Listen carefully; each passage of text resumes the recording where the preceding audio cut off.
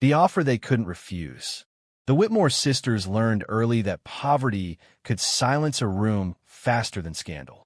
In the small town of Briar Hollow, a girl without a dowry was not considered unfortunate. She was considered invisible. Elena Whitmore had watched 2 proposals disappear the moment her father's debts became public.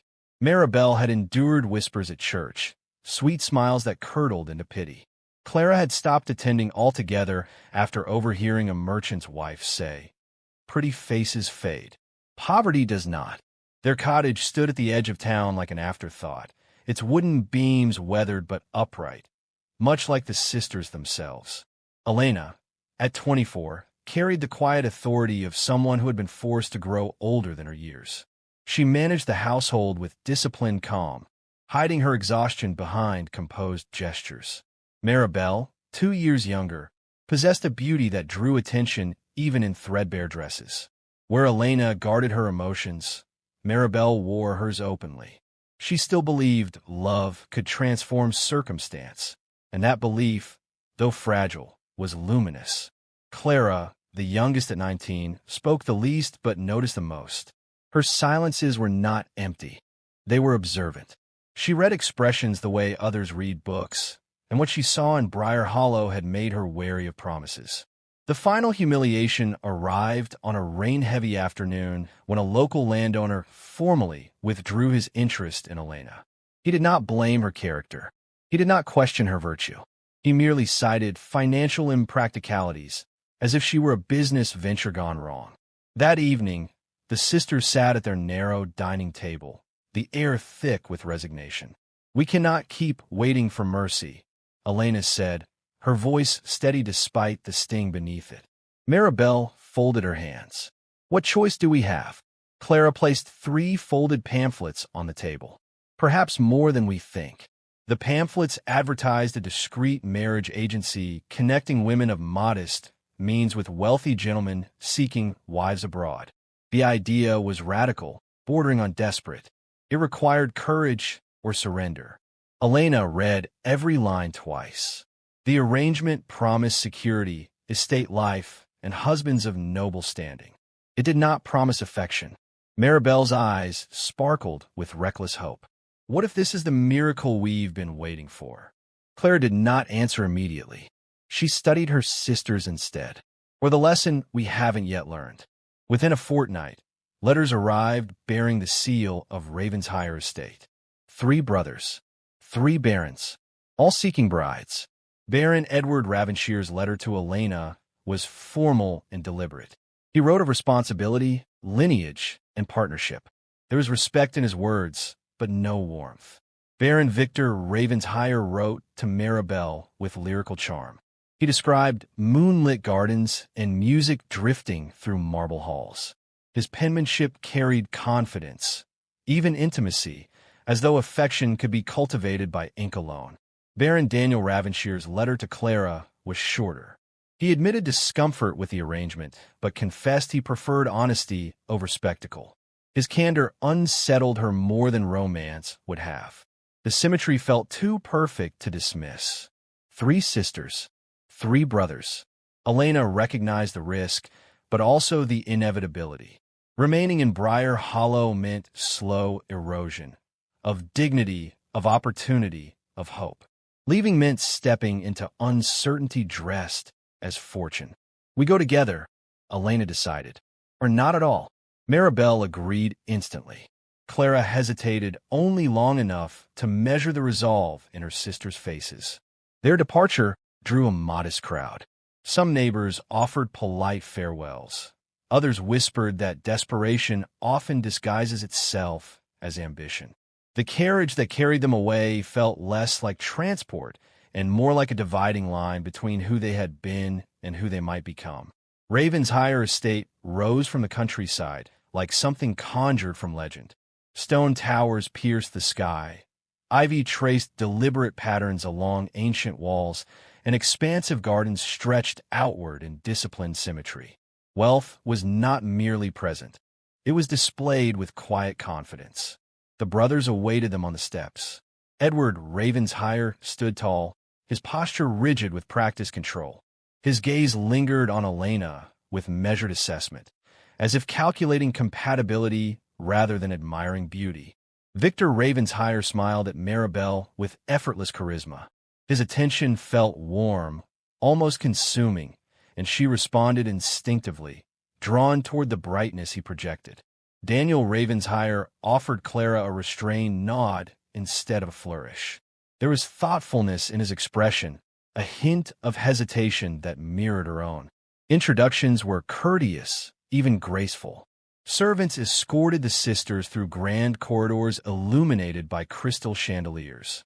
Every polished surface reflected possibility. Yet beneath the elegance lingered something subtler, distance. At dinner, Edward discussed estate management with Elena as though interviewing a partner in governance. She appreciated the seriousness, though she sensed walls carefully maintained.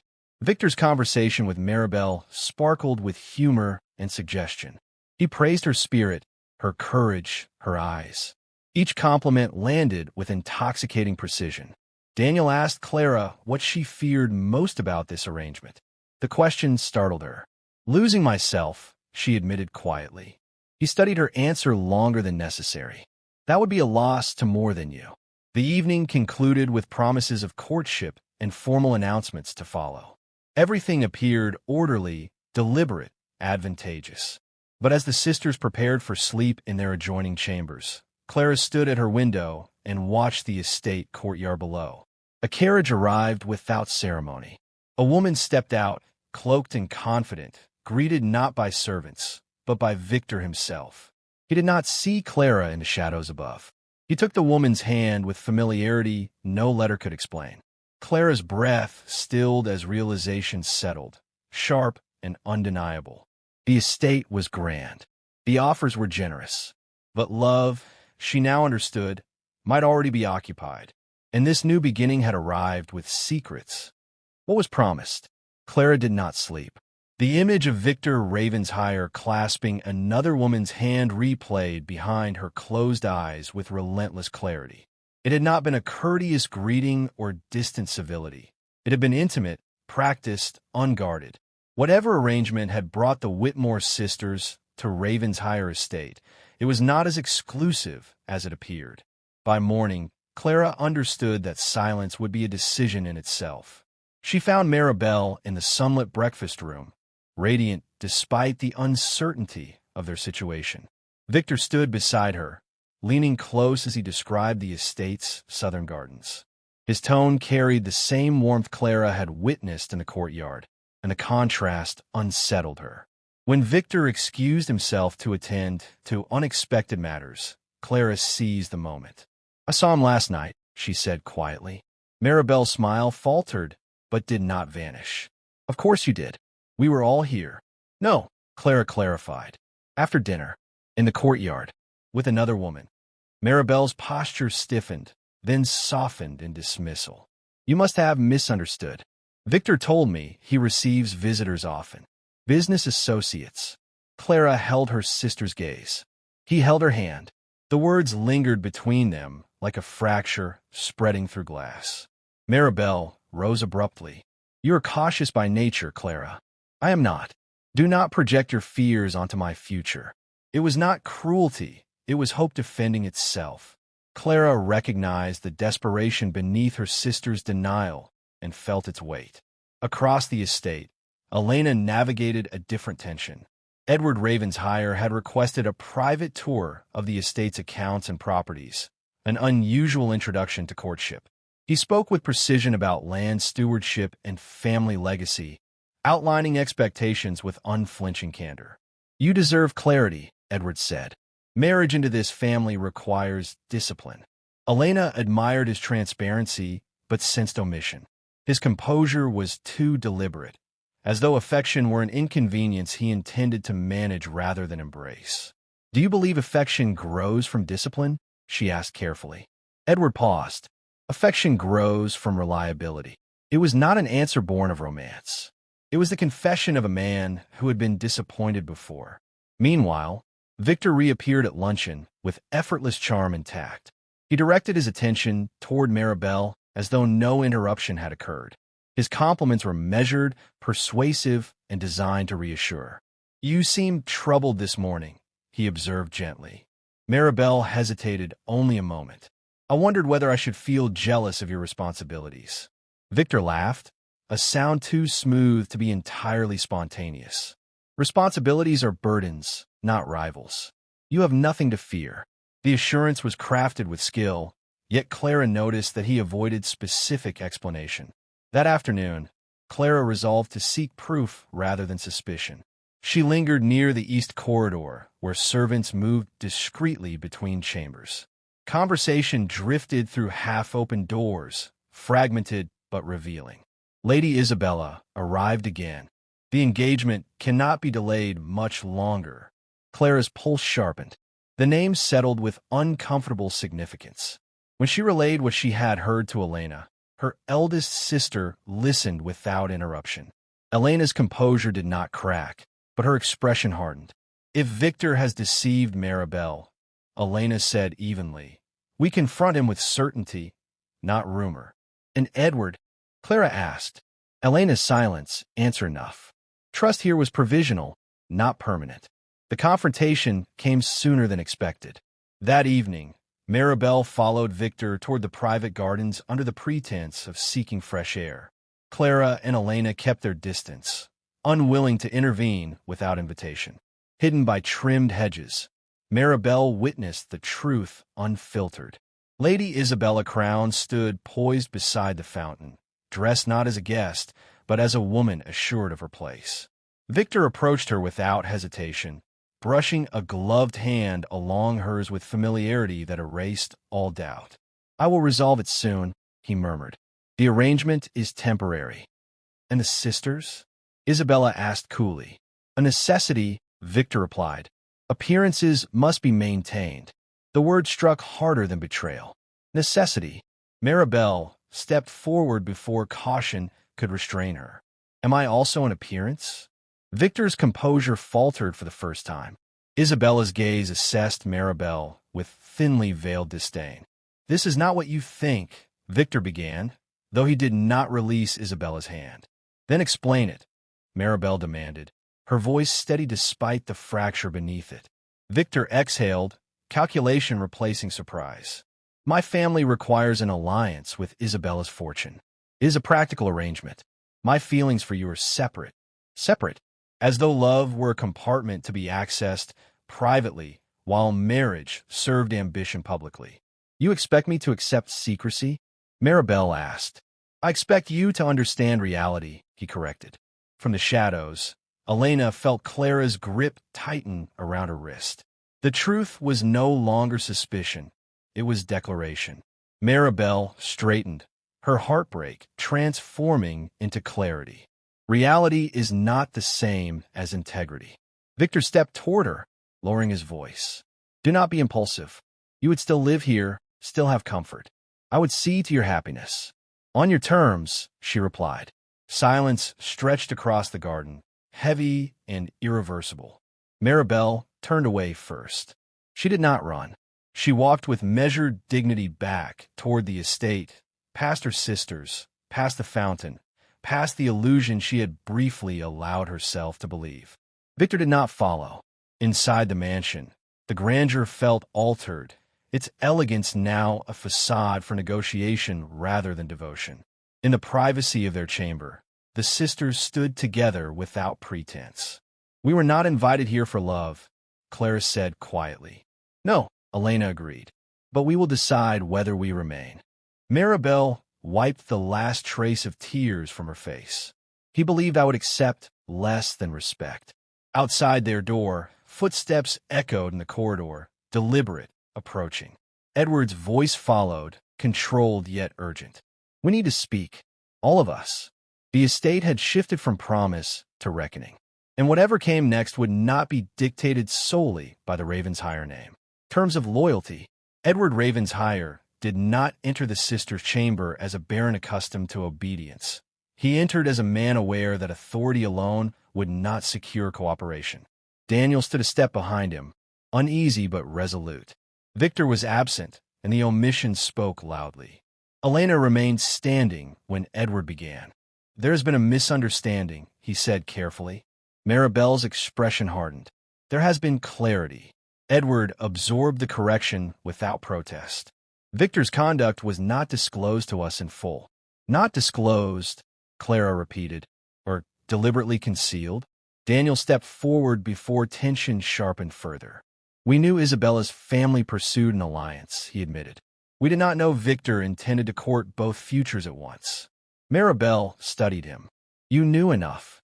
The accusation landed because it was deserved. Daniel did not defend himself. His loyalty to his brother had cost him moral courage, and the realization showed plainly. Edward shifted his attention to Elena. The estate faces financial strain, he said. Our father's investments were ill-advised. Victor believes Isabella's dowry will stabilize everything. Elena considered the information without visible shock. And what do you believe? Edward hesitated, and in that pause she saw the fracture beneath his discipline. I believe survival should not require dishonor. It was the first statement he had offered that carried conviction rather than calculation. Maribel crossed the room, her composure restored but sharpened. Victor proposed that I remain here, she said. Comfortable, discreet, silent. Edward's jaw tightened. That will not happen. Because it is wrong, Clara pressed. Or because it risks scandal? The question stripped the matter to its essence. Reputation and morality were not always aligned. Edward met Clara's gaze directly. Because it is wrong. Silence settled again, this time reflective rather than volatile. Daniel addressed Clara with deliberate humility. I should have spoken sooner. I convinced myself that loyalty required restraint. I was mistaken. Clara searched his expression for deflection and found none. Silence protects the powerful, she said quietly. It rarely protects the innocent. Daniel nodded, accepting the rebuke as instruction rather than insult. Footsteps approached from the corridor, brisk and unbothered. Victor entered without ceremony, irritation flickering across his features. This dramatization is unnecessary, he declared. Private arrangements need not become public conflict. Maribel faced him without flinching. You forfeited privacy when you divided your promises. Victor's gaze moved between the brothers and the sisters, calculating alliances. We can resolve this rationally. Isabella offers security. Maribel offers affection. There's room for both. Elena's restraint finally fractured. Women are not compartments, she said, her voice steady but unyielding. We are not strategic assets. Victor exhaled sharply. You misunderstand the realities of legacy. No, Clara replied. You misunderstand the cost of integrity. Edward stepped closer to his brother, the distance between them narrowing with significance. You will end one engagement, he said evenly. Victor laughed once, incredulous. And imperil the estate? You would risk collapse for sentiment. For honor, Edward corrected. The word lingered as accusation. Victor's composure shifted from charm to irritation. Honor does not settle debts. Neither does deceit, Daniel said quietly. The confrontation revealed more than betrayal. It exposed divergent principles. Victor measured success in stability secured by any means. Edward and Daniel, though imperfect, were no longer willing to accept collateral damage disguised as pragmatism. Maribel regarded Victor with calm finality. You misjudged me, she said. You believed comfort would outweigh conscience. Victor's confidence wavered for the first time since entering the room. You would abandon security over pride? Over self-respect, she corrected. Elena moved to stand beside her sisters, forming a quiet but unmistakable front. We came here seeking partnership, she said, not negotiation. Victor looked to Edward for reinforcement and found none. The fracture between the brothers widened, not with spectacle, but with certainty. At length, Edward spoke again. There will be a gathering tomorrow evening, he announced. The engagement ball was already planned. It will proceed. Maribel's eyes narrowed. You intend to celebrate deception? I intend, Edward clarified, to end it publicly. Victor's expression darkened. You would humiliate this family? Edward did not look away. Truth is not humiliation. Conduct determines that. The decision altered the stakes. Private betrayal would become public reckoning. Daniel turned to Clara. If you choose to leave before then, I will arrange safe passage. Clara considered the offer. Escape will be simple. Closure would not. We will stay, she said. Maribel's chin lifted in agreement. Elena's silence confirmed solidarity. Victor studied the room once more, assessing shifting loyalties. For the first time, he appeared outnumbered not by force, but by conviction. This is reckless, he warned. Edward's reply was measured and final. So, is assuming others will tolerate dishonor. Victor left without further argument, the echo of the closing door resonating like a line drawn. When the corridor fell quiet, the weight of what lay ahead settled over them all. The estate would witness more than celebration. It would witness consequence. Elena faced Edward directly. If you intend transparency, she said, ensure it is complete. It will be, he promised. Daniel lingered a moment longer beside Clara. I cannot undo silence, he said. Only refuse it now. Clara regarded him thoughtfully. Then begin there. The brothers withdrew, leaving the sisters alone once more. Outside, preparations for the ball transformed the estate into spectacle. Lanterns strung across balconies, musicians rehearsing in distant halls, invitations dispatched with practiced elegance. Within their chamber, the Whitmore sisters prepared differently. Not gowns alone, but resolve. Tomorrow evening would decide more than engagements. It would reveal which vows were performance and which were chosen freely. And in a house built on legacy, truth was about to test its foundation. The reckoning. The Ravenshire engagement ball glittered with calculated magnificence. Crystal chandeliers scattered light across polished marble floors. Musicians filled the hall with restrained elegance, and the county's most discerning families gathered beneath banners bearing the Ravenshire crest. Every detail announced stability. Yet beneath the refinement lingered anticipation sharp enough to fracture decorum. Elena, Maribel, and Clara descended the grand staircase together, not as hopeful brides, but as women who understood the cost of silence. Their gowns were modest compared to the jeweled splendor surrounding them, yet their composure commanded attention more effectively than ornament. Edward stood near the center of the hall, posture erect, expression unreadable. Daniel remained at his side, watchful rather than ornamental. Victor occupied a place of conspicuous prominence beside Lady Isabella Crown, whose poise suggested certainty rather than suspicion. When Victor noticed Maribel, he offered a measured smile, as though the previous night's confrontation had been a minor inconvenience. Isabella's gaze followed his and lingered on the sisters with cool assessment. Edward signaled for the music to soften. Conversation dwindled into murmurs. Friends and honored guests, Edward began, his voice carrying without strain. This evening was arranged to celebrate an alliance intended to secure our family's future. Victor inclined his head slightly, accepting admiration that had not yet been questioned. Edward continued, but alliances founded on incomplete truth weaken rather than strengthen a legacy. A subtle ripple passed through the audience. Victor's smile thinned. Brother, he said under his breath, choose your words carefully. I have, Edward replied. He gestured toward Maribel. Before any formal announcement proceeds, there is a matter requiring clarity. Every gaze in the hall shifted. Maribel stepped forward without hesitation. Her pulse pounded, but her voice remained controlled. I was invited to this estate under the promise of courtship, she said. I accepted that invitation in good faith. Victor's expression sharpened. This is neither the time nor the setting. It is precisely the setting, Maribel interrupted, because deception thrives in private. A hush deepened, curiosity replacing celebration. Lady Isabella's composure stiffened. What accusation is this? She demanded. Maribel did not look at her. She looked at Victor.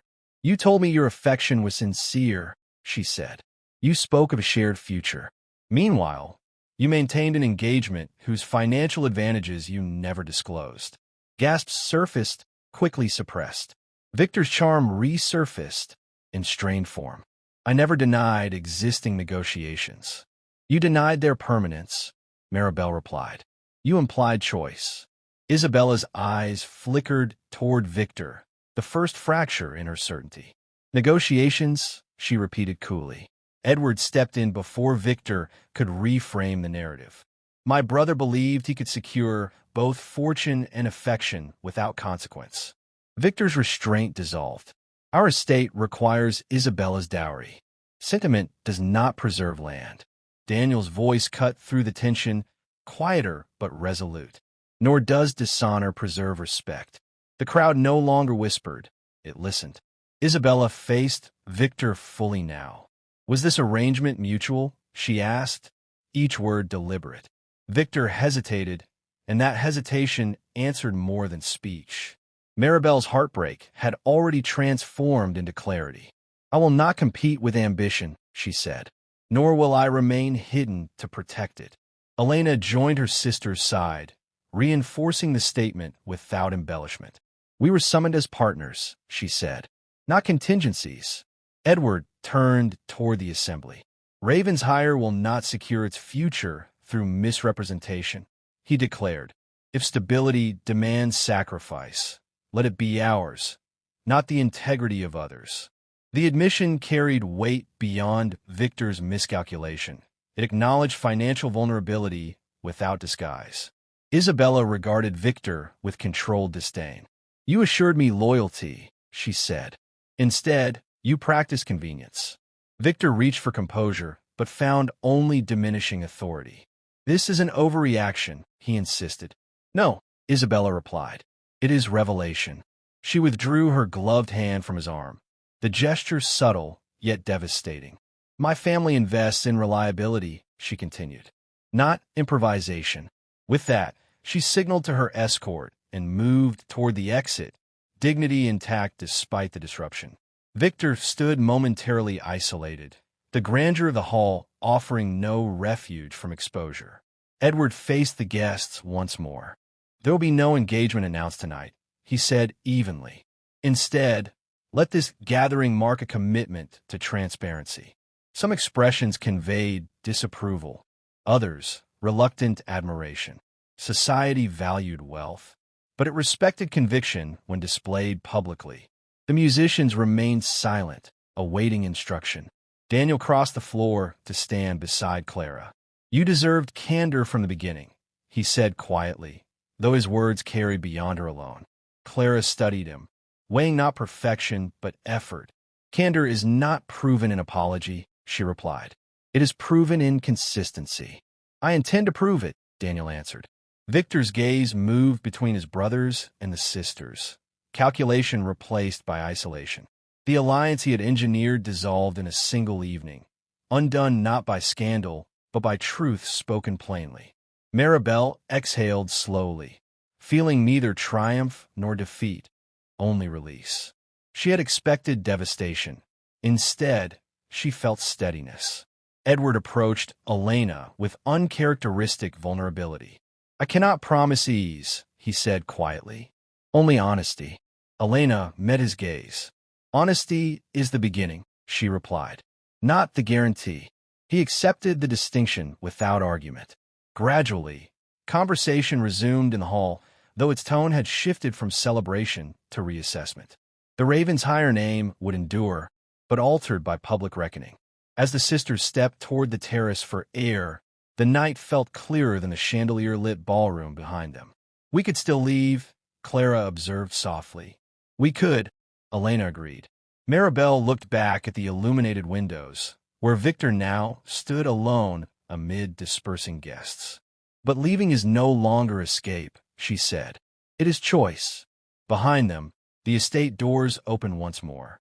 Footsteps approached across the stone terrace, measured, intentional. The future of Ravenshire had not been secured. It had merely been made uncertain. And uncertainty, they understood now, was far more honest than illusion.